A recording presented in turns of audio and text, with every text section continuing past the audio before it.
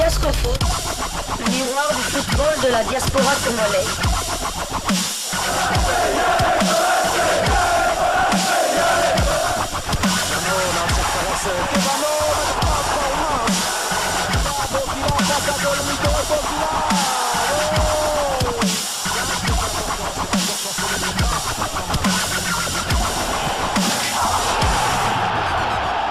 Diascofoot, le miroir du football de la diaspora congolaise. Info Mercato dans ce nouveau numéro de Diascofoot, le miroir du football de la diaspora congolaise. L'ailier congolais Glody Lilepo Maccabi a été officiellement présenté par les Valenciennes Anzin Football Club, formation qui évolue en Ligue 2 française le lundi 25 septembre dernier. L'ancien joueur du Football Club Renaissance du Congo et de l'As Vita Club de Kinshasa ainsi que d'Al Hilal Omdurman de Khartoum portera les dossards numéro 34 sur son maillot. Puisse-t-il marcher sur les traces de la légende de Montoubi Santos qui fit jadis également le beau jour de cette formation nordiste. Sixième journée de la Ligue 1 française, Uber Eats le dimanche dernier, le Paris Saint-Germain a atomisé l'Olympique de Marseille 4-0 dans un match que tous les Congolais attendaient. Chancel Mbemba a joué toute la rencontre pour la 8e fois consécutive. Marseille occupe la 7e place de la Ligue 1, 2 victoires, 3 nuls, 1 défaite, 7 buts marqués, 8 buts encaissés. Chancel Mbemba a les stats suivants avec l'Olympique de Marseille, 809 minutes, 1 but marqué, 895 minutes possibles, 9 matchs joués sur 9 matchs possibles. Le prochain match de l'Olympique de Marseille dans la Ligue 1 va concerner la 7e journée. Les Monégasques vont recevoir l'Olympique de Marseille le samedi 30 septembre prochain à 20h heure de Kinshasa, 21h heure de Lubumbashi au stade Louis II. À l'issue de cette partie qui a opposé le Paris Saint-Germain à l'Olympique de Marseille, Chancel Mbemba s'est exprimé le dimanche dernier, donc le 24 septembre, dans une interview au micro de la Radio France Internationale, après la défaite de son club. Devant les Paris Saint-Germain, justement, par de Prince, en match comptant pour la 6e journée de la Ligue 1 française 2023-2024. C'est dommage, on est déçu, on ne va pas bien dormir, c'est les derbies. On n'a pas eu du caractère, ça fait très mal. On n'a pas respecté le club. On dit à nos supporters qu'on est conscient qu'on va continuer à défendre le club et à travailler. Le plus important est de rester unis. C'est exprimé les défenseurs congolais chez nos confrères de la Radio France Internationale. Pour rappel, battu 4-0 par le Paris Saint-Germain dans les Classico, l'Olympique de Marseille avec l'international congolais Chancel Mbemba titulaire toute la rencontre a concédé sa première défaite dès la saison au championnat français de première division. Donc voilà, c'est un Classico, les Classico, même si les Paris Saint-Germain sortaient d'une défaite contre l'OGC Nice, mais là c'était les Classico, il fallait absolument se surpasser pour pouvoir redonner confiance à ses supporters et notre compatriote, le binational Randal Kolo Muani a aussi ouvert son compteur au but avec cette formation du Paris Saint-Germain et donc dommage pour Chancel Mbemba, mais on va continuer à travailler comme lui-même le demi-dieu l'a dit, donc Chancel Mbemba est toujours motivé pour pouvoir repartir de l'avant, trouver quelque chose de positif dans cette défaite malgré le score, l'ampleur du score quand même qui est un peu humiliant pour les supporters de l'Olympique de Marseille. Donc voilà tout ce qu'on pouvait dire concernant ces matchs que tout le monde attendait, les derniers matchs de la 6e journée de la Ligue 1 Uber française. Rendons-nous à présent au Portugal pour parler d'un binational qui nous intéresse au plus haut point. Il s'agit de Simon Banza qui joue du côté du Sporting Club de Braga. Sa formation s'est imposée 4-1 à domicile devant les Boa Vista de Porto.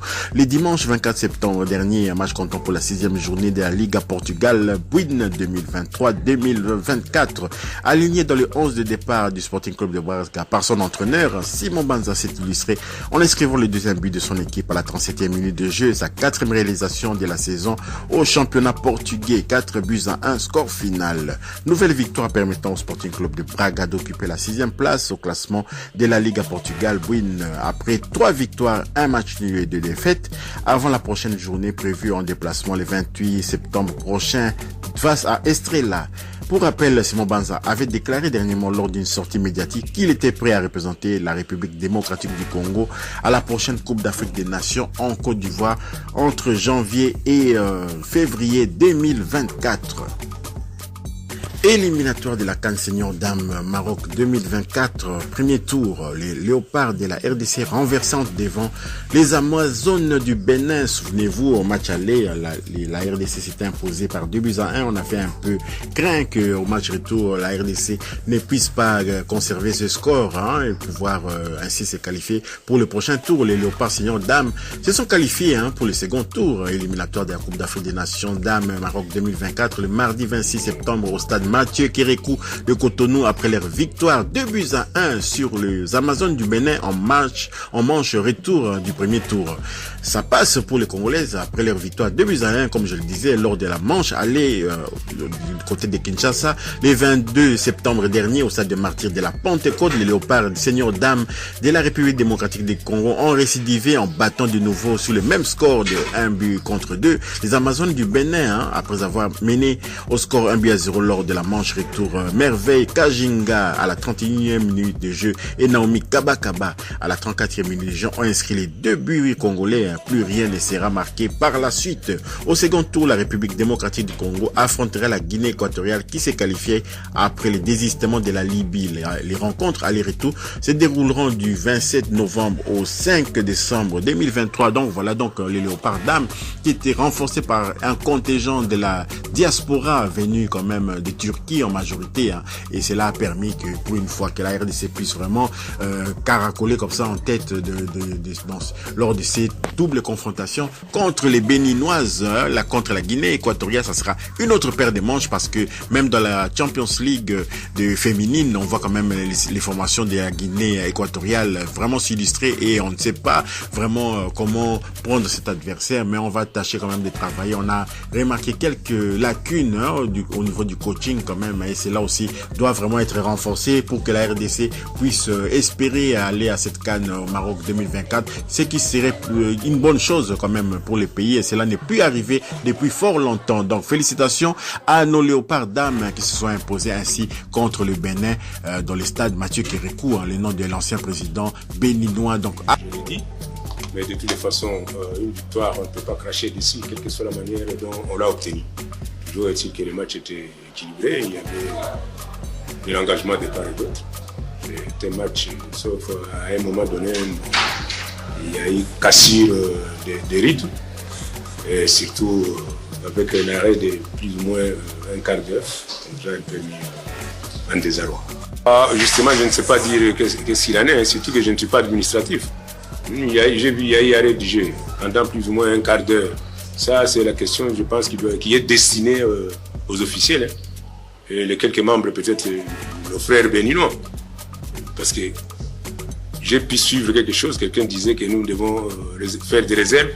Des réserves contre quoi? Pour quelles raisons? Et est-ce que c'est le moment choisi pour faire des réserves? Les réserves, on les fait soit avant, soit pendant la mi-temps ou après le match. C'est pas provoquer un arrêt de match pour des jeux pour ce genre de comportement. Moi, je ne comprends rien personnellement. Je ne sais pas juste de quoi il s'agit. Merci. Le niveau de jeu, c'est-à-dire ici, le plan collectif, c'est-à-dire avant le dernier quart d'heure du match, il y a eu quand même de bonnes combinaisons, il y a eu quand même un peu de jeu de part et d'autre. C'est à un moment donné que maintenant on devait compter sur les individualités. Tout ça, ça arrive aussi dans le football. Si le plan collectif, on a essayé, ça n'a pas marché. Maintenant, ce sont les individualités qui devaient en fait parler. Nous avons connu un problème avec la sortie de Marlène. Ça nous a un peu cassé les rythmes parce que c'est elle qui organisait l'équipe. Elle était blessée, elle est sortie, ça nous a causé un peu de tort. Bon, la Guinée équatoriale aussi n'est pas moindre. Elle n'est pas moindre. Du fait que nous atteignons ce niveau-là, je pense que nous sommes en mesure, nous sommes capables de faire. Nous avons les atouts nécessaires pour aller encore beaucoup plus loin.